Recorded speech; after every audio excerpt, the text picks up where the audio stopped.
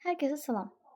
Bugün biz sizinlə beynimizin çox maraqlı funksiyaları ilə tanış olacağıq. Bədənimizin ən maraqlı və ən sirli orqanı olan beynimizi yaxından tanıyacağıq.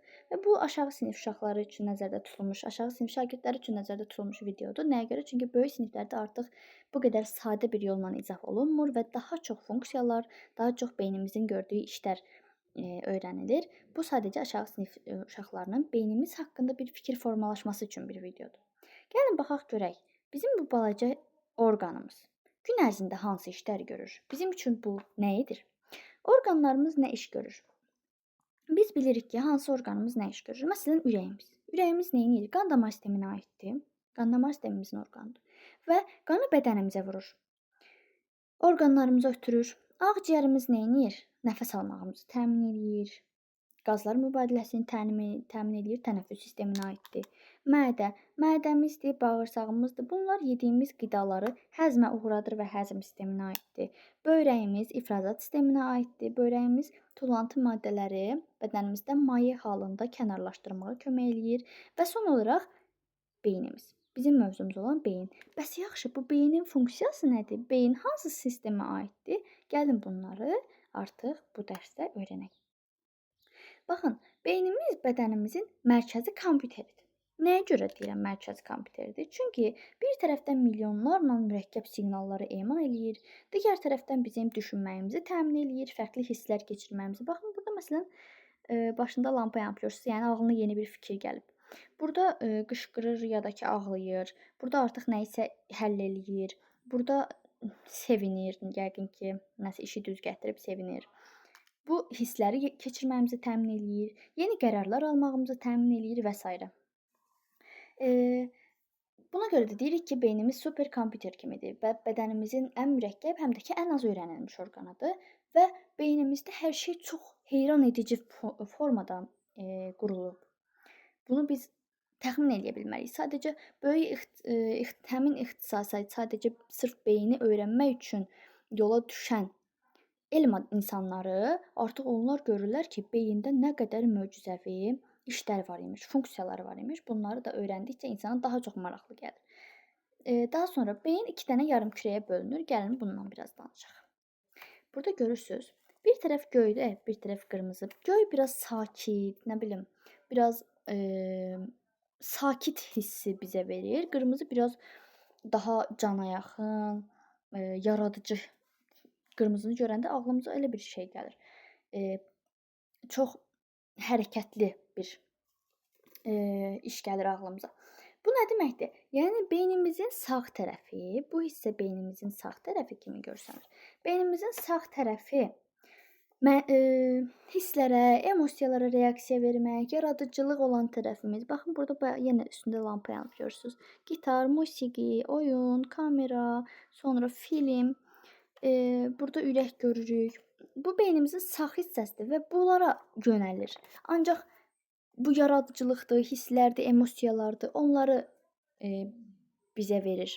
Ancaq sol hissə, bu hissə artıq sol hissədir. Sol hissə nə edir? Baxın, burada riyazi düstur görürük, mikroskop, qrafik görürük, atom modeli görürük, puzzle, laboratoriya görürük, 3,14 bu nədir? Pi-yədədir. Görürük. Yəni riyaziyyat. Bu artıq sol tərəfimiz deməli ki, nədir? Beynimizin məntiqi düşüncə üçün olan hissəsidir. Dəqiq elmlər riyaziyyat, fizika, kimya, coğrafiya ola bilər məsələn. Bu dəqiq elmlər üçün olan hissəsidir beynimizin sol tərəfi. Eynilə bu şəklə baxın, sol tərəf biraz sakit kimi görsənir, biraz sıxıcı kimi görsənir, amma sağ tərəf rəngli, gözəl. Hətta bu beynimizdəki qırışlar, yarımkürələr. Baxın, burada çox maraqlı bir şəkil də var. Burada başında kepka var, gözündə eynək var, hansı ki bu oxuyan uşağı təmsil eləyir, özümüz də bilirik. Və qabağında riyaziyyat düsturu həll eləyir. Bu beynimizin sağ tərəfi isə nə edir? Rəsm çəkir. Bu artıq şəkil güzgü əksi kimi görsənir. Ona görə bu hissəyə sağ deyirik, bu hissəyə sol deyirik. Burada aydın oldusa keçək digər hissəyə. Və beynimiz bir yerdə işləmək məcburiyyətindədir. Beynimizin sağ və sol hissəsi bir yerdə işləmək məcburiyyətindədir. Onlar ayrı-ayrı işləyə bilməz. Nəyə görə? Çünki axı gün ərzində biz həm məntiqi tərəfdən düşünürük, həm də ki yaradıcılıq tərəfdən düşünürük. Ona görə beynimizin sadəcə sol tərəfi işləsə məsələn bizim yaradıcılıq qabiliyyətimiz biraz zəif olar. Məsələn, beynimizin yalnız sağ tərəfi işləsə, biz riyaziyyat məsələlərini həll eləyə bilmərik, toplama çıxma məsələlərini bacara bilmərik. Bunu da müxtəlif hüceyrələr beynimizi bir arada saxlayır. Bunu artıq siz böyük siniflərdə daha dəqiq keçəcəksiniz. İndi hal-hazırda bizə lazım olan hissəni, beynimizi çox yormayacaq qədər olan hissəni sizə öyrətmək istəyirəm. Gəlin baxaq. Beynimiz bədənimizin idarə etmə mərkəzidir və bədənimizdə ağlınıza gələ biləcək hər bir orqan, ta ki barmaqlarımızın ucuna qədər sinir telləri gedir. Bu sinir telləri bizim hiss eləməyimizi təmin eləyər, hərəkət eləməyimizi təmin eləyər, emosiya verməyimizi, reaksiya verməyimizi təmin eləyər. Məsələn, bu bizim beynimizdirsə, bu beynimizin müxtəlif hissələri müxtəlif işlər görür. Məsələn, burada olan bir hissəsi, bunu təxmini deyirəm, sizin beyninizdə bir fikir formalaşsın deyə. Bu hissə məsələn hərəkətimizdir. Bu hissə rəsm bacarığımızdır və burada görürsüz oğlan ipə muncuq keçirir. Bu nədir? İncə motorika bacarıqlarıdır. Əslində laboratoriya avadanlığı görürük burada, atom modeli görürük, amma incə motorika anlayışlarını da ifadə edə bilər. Sonra beynimizin məsələn alın hissəsi, alında baxın gülür, acıqlıdır, reaksiya verib, yəni ki ağlayır. Bu nə deməkdir? Yəni bu o deməkdir ki, xoşbəxtsiz yoxsa kədərli hal-hazırda. Bunu bizə göstərən, bunu bizə bildirən beynimizin tam olaraq bu hissəsidir. Xoşbəxt ya da kədərli olduğumuzu bizə anladan. Bu nə deməkdir? Yəni ki, bu hissə bizə nəzarət eləmir. Sadəcə qısa reaksiyalar verməyimizi təmin edir. Qısa müddətli reaksiyalar verməyimizi təmin edir. Məsələn, qarşımıza bir insan çıxdı, çox sevdiyimiz insan. Onu çox sevirik və başlayırıq gülməyə. Nəyə görə? Beynimizin bu hissəsi bizə əmr verir ki, yəni sevinməlisən. Ya da ki, üzücü bir hadisə oldusa üzülürük. Nəyə görə? Beynimizin bu hissəsi bizə deyir ki, biraz üzülməlisən, çünki bu şey olub. Bu üzücü bir hadisədir. Məsələn, baxın burada sevgi hissini görürük. Sevgi hissi də elə beynimizin bu hissəsindən gəlir. Sonra nə deyə bilərik? Sonra baxın burada əl görürük və qırağında sudur, lələkdir. Bu kaktus tikanını təmsil eləyir. Bu alovdur. Bunlar hamısı nədir? Reseptor qabiliyyətimizdir. Bunu yuxarı sinifdə refleks qövsü, refleks, bunları daha geniş keçəcəksiniz. O çox maraqlı bir mövzudur. Yəni səbirsizliklə gözləyin həmin onu keçəcəyiniz mövzunu. Əgər istəsəz şərhlərdə qeyd edin. Onun sizin üçün izahını da çəkim. Asan yolla başa düşəsiniz. Refleks məsələn bu. Bizim əlimiz suya dəyəndə hiss eləyirik, alova dəyəndə hiss eləyirik. Hansı ki, əlimiz alova dəyəndə o dəqiqə çəkirik ya. Necə olur məsələn əlimizi çəkirik? Bu refleksdir. Bunu istəsəz şərhdə qeyd eləyin, sizin üçün izah videosu çəkim. Sonra başqa burada nə danışa bilərik? Hərəkətdir məsələn, beynimizdən təmin eləyir. Bu hiss eləməyimiz. Burada lupa ilə baxır, yəni bu ola bilər, görmə qabiliyyəti ola bilər. Buranı da oxlan işarə eləyib. Yəqin ki, bu hissə, yəni bizim görməyimizi təmin elədiyi üçün belə bir işarə qoymağı uyğun görüb. Daha dəqiqcə necə deyə bilərik? Bax, gözümüz məsələn burdadır. Bu bizim gözümüzdür. Rəsm qabiliyyətim olmadığı üçün yazmalıyam. Bu gözümüzdür. Gözümüzlə gördüyümüz bir şeyi gəlir bura beynimizin arxa hissəsinə, ənsə payımıza. Burada beynimiz bizə artıq izah eləyir nəyi gördüyümüzü. Biz normalda gözümüzlə nəyisə görən kimi bizə aydın olmur onun nə olduğu. Sadəcə sinir bura gedib çatanda artıq bizə məlum olur ki, nə görmüşdüm mən. Aydındır? Məsələn, mən burada rəqs edən qız görürəm də. Bu qızı mən gözümlə gördüm, sinir getdi beynimə. Bu sinir beynimə çatandan sonra mən bu qızı görürəm ki, nə eləyirmiş bu? Məsələn, donu nə rəngiymiş? Hansı hərəkəti icra eləyir? Hansı hərəkəti görür? Bunu mən nə vaxt bilirəm elədiklərini? Sadəcə sinir gedib beynimə çatanda. Sadəcə sinir gedib beynimə çatanda mən görə bilirəm ki, mən anlayıram ki, o hansı hərəkəti icra eləyirmiş, nə iş görürmüş. Və yaxud da ki, elə görməkdən yola çıxanda belə bir şey deyə bilərik ki, gördüyümüz bir şeyi məsələn müqayisə eləyirik ya. Bax o özü də gedirib bura çatır, sinir. Elə olub biz arasındakı fərqi görə bilirik. Məsələn, mən bunu gözümlə görürəm, siz də görürsüz. Mən gözümlə görən kimi bunu deyə bilmərəm arasındakı fərqi, amma gedib beynimə çatır o sinir. Amma görürsüz gözünüzlə görən eyni anda gedir çatır. Çünki o qədər sürətlə işləyir beynimiz, çox sürətlə işləyir. Bax, Mən o dəqiqə deyə bilərəm ki, bu məsələn sarı narıncıdır, qırmızıdır, bu yaşıldır. Və yaxud da ki, bu alovdur sadəcə, bu kaktusdur.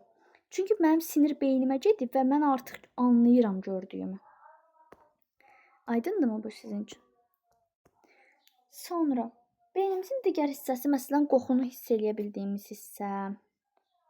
Qoxunu baxın burada çiçək qoymuşam və burun qoymuşam, yəni. Burada görürsüz çiçəyin rəsmini. Bu bilirsiniz nə deməkdir? Siz bu çiçəyin görməsəniz belə, o çiçəyin qoxusu sizin burnunuza gəlsə, beyninizdə onun şəkli canlanacaq. Məsələn, ananız evdə yemək bişirir.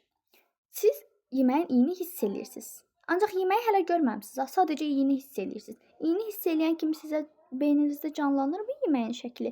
Düşünürsüz ki, məsələn, əgər gözəl iyi gəlirsə, düşünürsüz ki, dadlı yeməkdir. Məsələn, necə ananız balıq bişirirsə, sizin burnunuza balıq iyi gəlir, ya da ki, ət bişirirsə, burnunuza ət iyi gəlir. Və siz o yeməyi görmədən siz artıq bilirsiniz nə yemək gələcək sizin qabağınıza, çünki iyini hiss eləmisiniz. Burada da yəni onu göstərməyə çalışmışam. Baxın. Bu gül iyi burnuna gedib və beynində gül şəkli canlanıb. Gördünüz? Necə də maraqlıdır, eləmi? Sonra məsələn çoxdan gördüyümüz insanları tanımağımız. Baxın bura. Yəni bu da çox maraqlı şəkildir. Gəlin baxaq. Və burada əlində şəkil var, görürsüz? Burada üstündə də şəkil var. Biz çoxdan gördüyümüz insanı tanıyırıq. Necə olur tanıyırıq? Çünki beynimizdə onun üzünü yadında saxlayan, onun səsini yadımızda saxlayan bir hissə var. Bu hissə nəyə kömək edir? Sırf bu hissə olmaya da bilər. Ola bilsin ki, buralarda bir hissədir ya da bu hissələrdə buralarda bir hissədir. Onu artıq deyə bilmirik. Yalnız yaddaşımızı, yəni çoxdan gördüyümüz insan necə yadımıza düşür? Çünki beynimiz bunu kömək eləyir bizə ki, hə yadındadır, sən çoxdan bu dostumu görmüşdün. İndi bax, onun üzü belədir. Beynimiz bizə bunu deyir. Bizə bunu izah eləyir beynimiz. Sonra bundan başqa eşitməyimiz olsun. Eşitməyimizi də yenə beynimiz təmin eləyir. Qulağımızdan gedir səs tanıma mərkəzinə və biz eşitmiş oluruq. Həmçinin də nə eşitdiyimizi anlayırıq. Danışmağımıza da beynimiz kömək eləyir. Burada baxın, hə. Danışmağımıza da beynimiz kömək eləyir. Sinir ucları, sinir telləri birləşir və bizə sözlər əmələ gətirir beynimizdə. Belə. Bir də burada bir şəkil var, onu sizə demək istəyirəm. Baxın, bu sinir hüceyrəsidir. Bu sinir hüceyrəsinin böyüdülmüş formasıdır. Bunu sadəcə illüstrasiya kimi yadınızda saxlaya bilərsiniz. Burada artıq neyronlar və peyk hüceyrələri var.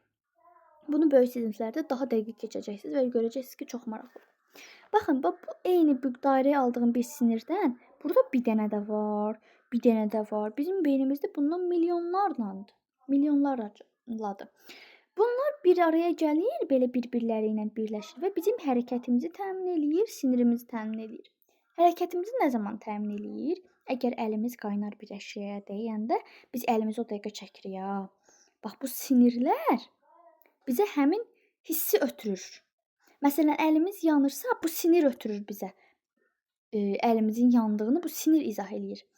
Əgər insanda bu sinirlərin arasında hər hansısa bir qırılma olarsa, bax bunların arasında hər hansısa bir qırılma olarsa insanda, artıq bizə o sinir getməyəcək.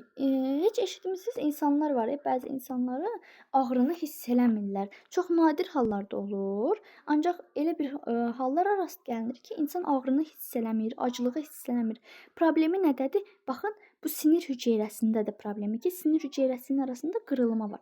Məsələn, milyonlarla bir-birinə belə birləşik sinir hüceyrələri olmalıydısa, bunun hansısa biri qırılıb, hansısa biri yoxdur. Artıq boşluq olanda onun hissiyatı itmiş olur. Bu dərsdə belə.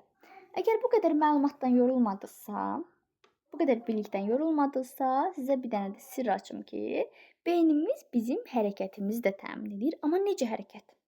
Məsələn, siz qaranlıqda otağınızın işığını gedib yandıra bilirsinizmi? Bəli, yandıra bilirsiniz. Və yaxud da ki, düz xətt boyunca yeriyə ya da ki, düz xətt boyunca qaça bilirsiniz? Bəli, qaça bilirsiniz. Bunu da beynimiz idarə eləyir və beynimizin təxmini bu hissəsi idarə eləyir.